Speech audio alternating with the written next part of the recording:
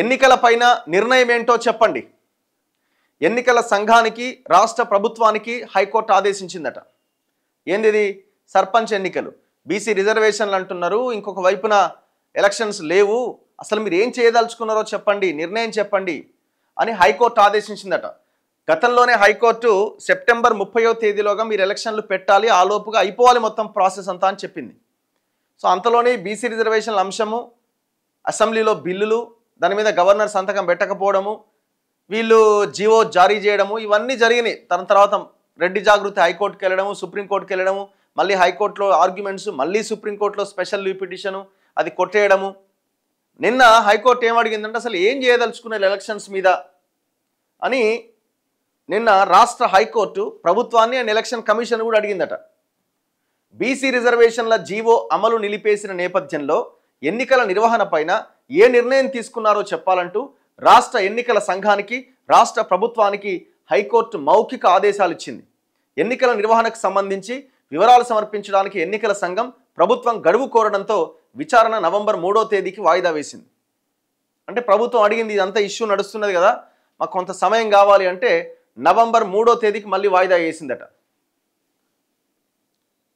స్థానిక సంస్థల ఎన్నికల నిర్వహణ నిలిపేస్తూ ఈ నెల 9వ తేదీన ఎన్నికల సంఘం జారీ చేసిన ప్రొసీడింగ్స్ను సవాల్ చేస్తూ న్యాయవాది ఆర్ సురేందర్ హైకోర్టులో పిటిషన్ దాఖలు చేసింది.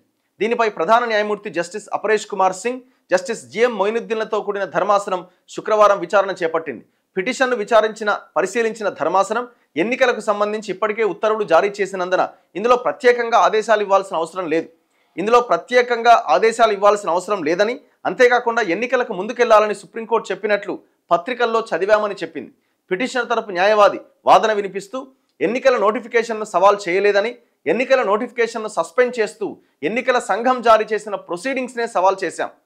బీసీలకు 42% రిజర్వేషన్లు కల్పిస్తూ ప్రభుత్వం జారీ చేసిన జీవో పైన హైకోర్టు స్టే విధించిన నేపథ్యంలో ఎన్నికల సంఘం ఎన్నికల ప్రక్రియను సస్పెండ్ చేస్తూ నోటిఫికేషన్ జారీ చేసింది.